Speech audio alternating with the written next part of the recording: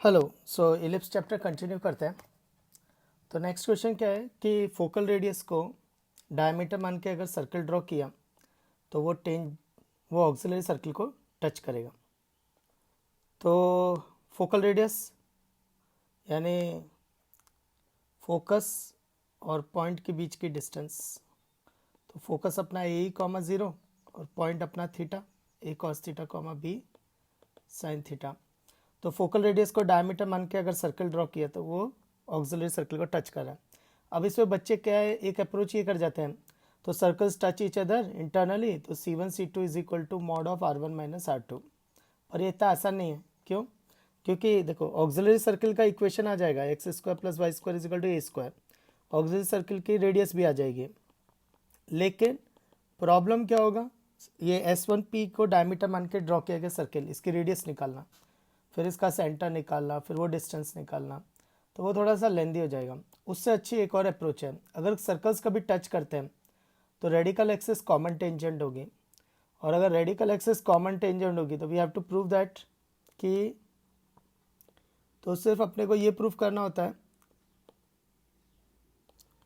तो अगर circles touch each other है तो हमें ये प्रूफ करना था कि radical axis is common tangent. मतलब देखो सर्कल्स कैसे भी होंगे रेडिकल एक्सिस हमेशा आएगी।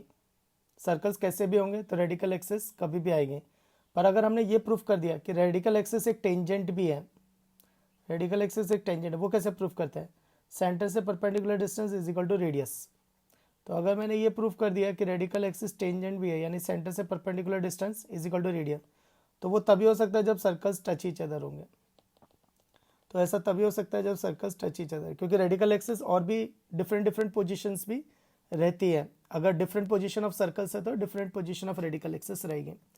तो मुझे प्रूफ करना है, प्रूफ दैट कि S1P को डायमीटर मान के ड्रॉ किया गया सर्कल ऑक्सिलरी सर्कल को टच करेगा। तो और to prove that radical axis is a common tangent,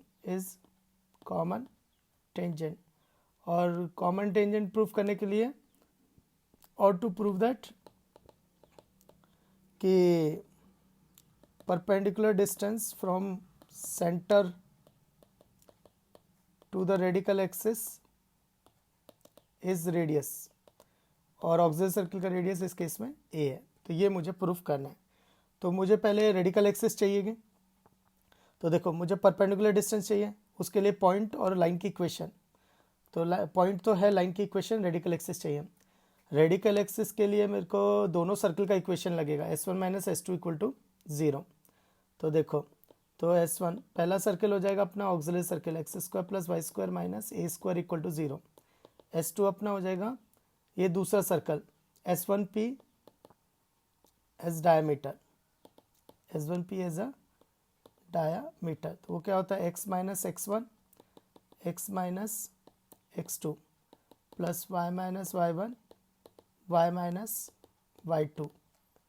तो ये आ जाएगा S1P को डायमीटर मान के ड्रॉ किया गया सर्कल। तो इसको तमीज़ से लिखता हूँ कि x square plus y square plus, तो minus a cos theta into x minus b sin theta into y और plus a square e cos theta equal to zero. तो ये आ गया अपना सर्कल का इक्वेशन। तो ये सर्कल का इक्वेशन, तो रेडिकल एक्सिस क्या हो जाएगी, S1 minus S2 equal to zero, S1 minus S2 equal to zero. तो S1 minus S2 equal to zero, तो वो आ जाएगा a plus a cos theta into x plus b sin theta into y minus a square e cos theta equal to zero. तो ये आ गए अपने radical axis. अब मुझे प्रूफ करना है कि radical axis, so perpendicular distance from centre is equal to a, ये मुझे प्रूफ करना है ना। तो मैं परपेंडिकुलर डिस्टेंस से निकालता सीधे। तो कैसे निकालेंगे, ज़ीरो कॉमा ज़ीरो रख दिया, तो zero plus zero minus a square e cos theta upon root over coefficient of x square, तो a plus a cos theta का whole square plus coefficient of y square, ये perpendicular distance है। Next है ऊपर modulus में minus है अंदर, तो माइनस मॉडुलस में चला जाएगा, ए स्क्वायर कॉमन आ जाएगा, तो 1 plus e cos theta upon root over, इसको स्क्वायर को एक्सपैंड कर लेते हैं, तो a square e square plus a square cos square theta plus 2a square e cos theta plus b square sin square theta. फिर a square बाहर आ जाएगा, तो 1 plus e cos theta upon root over. तो इस पे क्या करते हैं, कुछ टर्म्स क्लब वगैरह करना चालू कर देते हैं। तो ये जो कॉस स्क्वायर थीटा है, ये जो कॉस स्क्वायर थीटा है, इस सॉरी जो साइन स्क्वायर थीटा है, इसको लिखते हैं 1 माइनस कॉस स्क्वायर थीटा, तो 1 माइनस कॉस स्क्वायर थीटा। तो कॉस स्क्वायर थीटा वाले अलग कर लेंगे, तो देखो ए स्क्वायर ई स्क्वायर तो कांस्टेंट है, बाहर आ जाएगा। फिर एक बी स्क्वायर भी बचा हुआ है, क्योंकि 1 माइनस कॉस स्क्वायर एक्सपैंड होगा तो बी स्क्वायर का टर्म आएगा, और एक 2a square e cos theta है, और a square cos square theta minus b square sin square, तो ये a square minus b square into cos square theta. तो a square into 1 plus e cos theta upon root over. तो देखो a square e square plus b square, तो ये हो जाएगा a square plus 2a square e cos theta, और a square minus b square होता है a square e square cos square theta. तो a square into 1 plus e cos theta, और root के अंदर परफेक्ट स्क्वायर बन जाएगा a plus a e cos theta का होल स्क्वायर। तो वो रूट से बाहर निकलेगा, तो ऊपर 1 प्लस ई कॉस थीटा है, नीचे a times 1 plus e cos theta हो जाएगा। तो ये कैंसिल हो गया, एक ए कैंसिल ए, तो which is equal to radius of auxiliary circle. तो इसका मतलब है radical axis is a common tangent. तो रेडिकल एक्सिस कॉमन टेंजेंट है, तो इसका मतलब है कि दोनों सर्कल्स इंटरनली टच कर रहे थे, तो both the circles touch each other internally. Next है हाईलाइट 7। तो हाईलाइट 7 कह रहा है कि कोई भी मान लो एक कॉर्ड है, तो वो कॉर्ड सेंटर पे 90 डिग्री सबटेंड कर रही है। तो कॉर्ड सेंटर पे अगर 90 डिग्री सबटेंड कर रही है, तो सेंटर से उस कॉर्ड पे जो परपेंडिकुलर डिस्टेंस होगी वो कांस्टेंट आएगी। तो इसको देखते हैं, तो ये हो गया अपना कोऑर्डिनेट एक्सिस, ये हो गया इलिप्स। तो वो क्या कह रहा है, ये कह रहा है कि अगर सेंटर से मान लो कोई दो परपेंडिकुलर डायमीटर जा रही है, क्योंकि सेंटर से जो पास होती है वो डायमीटर होती है, तो ये जो परपेंडिकुलर डायमीटर जा रही है, तो इन एंड पॉइंट्स को ज्वाइन करने वाली जो लाइन होगी उसका सेंटर से परपेंडिकुलर डिस्टेंस कांस्टेंट होगा, उसका सेंटर से परपेंडिकुलर डिस्टेंस कांस्टेंट होगा। ये अपने को प्रूफ करना है, तो prove that P is equal to constant. Ellipse अपना स्टैंडर्ड ही है, कभी भी जो भी प्रॉपर्टीज वगैरह डेवलप करते हैं वो हम लोग स्टैंडर्ड एलिप्स के लिए ही करते हैं। तो x square upon a square plus y square upon b square is equal to 1। तो हमें प्रूफ करना है कि P is equal to constant. तो मैंने क्या किया, लाइन की equation x cos alpha plus y sign alpha equal to P मान ली, तो अल्फा वेरी कर रहा है और अपने को प्रूफ करना है कि P इज कॉन्स्टेंट। तो देखो यहाँ पे होमोजेनाइजेशन लगेगा। अब देखो कैसे सोचते हैं होमोजेनाइजेशन, तो देखो line, second degree curve, intersection point, सेंट ओरिजिन से जॉइन, तो ये हो गया होमोजेनाइजेशन। तो बहुत ट्रिकी है होमोजेनाइजेशन। तो ये मैंने ए माना, ये बी माना, ये सी माना। तो मैं क्या करूँगा, पहले homogenising ellipse with the help of the line AB। तो AB की हेल्प से होमोजेनाइज करेंगे। वो कैसे करते हैं, पहले 1 की वैल्यू निकालते हैं, तो x cos alpha plus y sign alpha upon P equal to 1, ये आ जाएगा। तो 1 की वैल्यू आ गई। अब इलिप्स को होमोजेनाइज करते हैं, तो x square upon a square plus y square upon b square minus 1 का, तो 1 कॉन्स्टेंट है, होल स्क्वायर हो जाएगा, तो 1 का होल स्क्वायर इक्वल टू 0। तो 1 पुट करेंगे, तो x square upon a square plus y square upon b square minus x cos alpha upon p plus y sign alpha upon p का whole square equal to 0। तो ये कौन आई? ये आई combined equation of O A and O B, combined equation of O A and O B. इस case में C A and C B है, क्योंकि हमने सी से डिनोट किया है ओरिजिन को इस बार, क्योंकि C is the centre of ellipse actually. तो नेक्स्ट है, तो C A is perpendicular to C B, C A is perpendicular to C B, तो इसका मतलब coefficient of x square plus coefficient of y square must be 0। तो निकालते हैं, तो ये 1/a² plus 1/v² minus cos square alpha upon p square minus sin square alpha upon p square equal to 0। तो यहाँ से 1/p² आ जाएगा, cos square alpha plus sign square alpha 1 हो जाएगा, तो 1/a² plus 1/b² which is constant, which is constant. तो यहाँ से प्रूफ हो जाता है कि p इज़ कॉन्स्टेंट। नेक्स्ट है और लास्ट हाईलाइट है, नेक्स्ट और लास्ट हाईलाइट है, हाईलाइट 8।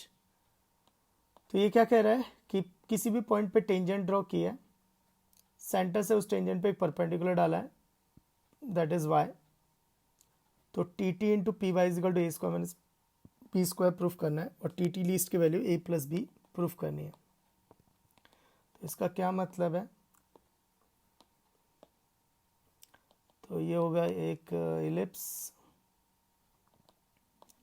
तो P पॉइंट पे टेंजेंट ड्रॉ किया, P पॉइंट पे टेंजेंट ड्रॉ किया। तो यूजुअली जब P पॉइंट पे टेंजेंट ड्रॉ किए थीटा, तो एक्स एक्सिस को कैपिटल T पे और वाई एक्सिस को स्मॉल t पे कट करती है।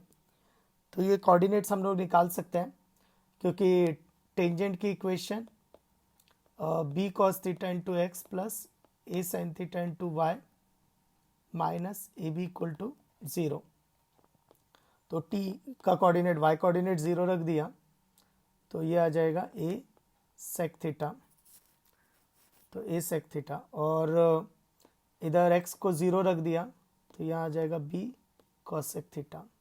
तो टी तो आ जाएगा, टी कैपिटल T आ गया, स्मॉल t आ गया, तो टी आ जाएगा। अब बचा पी वाई का, तो c सेंटर हो गया, सेंटर से टेंजेंट पे जो परपेंडिकुलर डाली है, तो ये जो फुट ऑफ परपेंडिकुलर उसको नाम इसने y दिया है, और उसको चाहिए ये पी वाई। तो ये बहुत ट्रिकी है, एक बार वीडियो पॉज करके ये सोचना कि ये पी वाई लेंथ कैसे निकालेंगे, पी वाई लेंथ कैसे निकालेंगे। एक बार वीडियो पॉज करके सोचना ये पी वाई लेंथ कैसे निकालेंगे। तो बहुत मस्त ट्रिक है इसके अंदर। तो कैसे निकालेंगे? पी पॉइंट पे एक नॉर्मल ड्रॉ की, पी पॉइंट पे एक नॉर्मल ड्रॉ की, तो सी से अगर मैं पी पे परपेंडिकुलर डालूंगा तो वो आएगा सी एफ, तो ये एक रेक्टेंगल बन जाएगा सी एफ पी वाई, तो पी वाई ही सी एफ होगा। और सी एफ कैसे निकालेंगे? सेंटर से नॉर्मल पे परपेंडिकुलर डिस्टेंस, नॉर्मल की इक्वेशन अपने को पता है, ठीक है। तो देखो, तो टी टी आ जाएगा, टी टी आ जाएगा a square sec square theta plus b square cosec square theta. अब मुझे पी वाई निकालना है, उसके लिए सी एफ निकलेगा, और वो नॉर्मल का सेंटर से परपेंडिकुलर डिस्टेंस होगा। अब नॉर्मल किधर है? तो नॉर्मल की एक पैरामेट्रिक इक्वेशन, तो एक a sec theta, a sec theta into x minus b cosec theta into y is equal to a square e square. तो ये आ जाएगा 0 plus 0 plus a square e square. तो अगर मैंने इसको minus a square is equal to 0 भी लिखा होता तो भी चलता, और माइनस मॉडुलस में चले जाएगा, फिर root over a square sec square theta plus b square cosec square theta. तो दोनों को मल्टीप्लाई किया, T T into P Y, तो डिनोमिनेटर न्यूमिनेटर कैंसिल हो जाएगा, तो a square e square which is nothing but a square minus b square, which is nothing but a square minus b square. अब आता है second part. तो second part है T T least. तो T T least के लिए अपने को टी टी निकालना पड़ेगा, है ना। तो टी टी अपना कितना आया था? A square sec square theta plus b square cosec square theta. तो ये भी एक अच्छा क्वेश्चन है एक तरह से। तो इसको क्या करेंगे ना, इसको टैन कॉट में कन्वर्ट करेंगे। तो सेक स्क्वायर को लिखेंगे 1 प्लस टैन स्क्वायर थीटा, और कॉसेक स्क्वायर थीटा को लिखेंगे 1 प्लस कॉट स्क्वायर थीटा। तो ये a square plus b square plus a square tan square theta plus b square cot square theta. अपने को लीस्ट वैल्यू चाहिए, तो इसकी लीस्ट वैल्यू तो ये अपन ए एम जी एम से निकाल देंगे। तो a square tan square theta plus b square cot square theta. तो A M is greater than equal to G M से निकाल देंगे। ऐसा क्यों? क्योंकि जब इसको मल्टीप्लाई करेंगे ना तो tan theta cot theta cancel हो जाएगा। तो by two is greater than equal to product, तो वो आ जाएगा रूट ओवर दिस, तो ये ए भी आ जाएगा। तो इसका मतलब है टी टी जो है टी टी का लीस्ट वैल्यू क्या होगा कि इसका लीस्ट वैल्यू, तो इसका लीस्ट वैल्यू कितना होगा, तो a square plus b square plus, तो टी टी लीस्ट की वैल्यू कब होगी, जब ये लीस्ट होगा। तो ये लीस्ट कितना होगा, 2ab, a square tan square theta plus b square cot square theta, least value होगा 2ab। तो टी टी लीस्ट का वैल्यू हो जाएगा ए प्लस बी का होल स्क्वायर रूट के बाहर।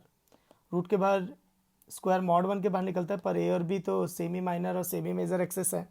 ए और बी सेमी मेजर एक्सेस और सेमी माइनर एक्सेस है, तो दे आर पॉजिटिव क्योंकि लेंथ ही है, तो ए प्लस बी पॉजिटिव ही होगा। तो एज इट इज़ बाहर आ जाएगा। तो चैप्टर इज कंप्लीट।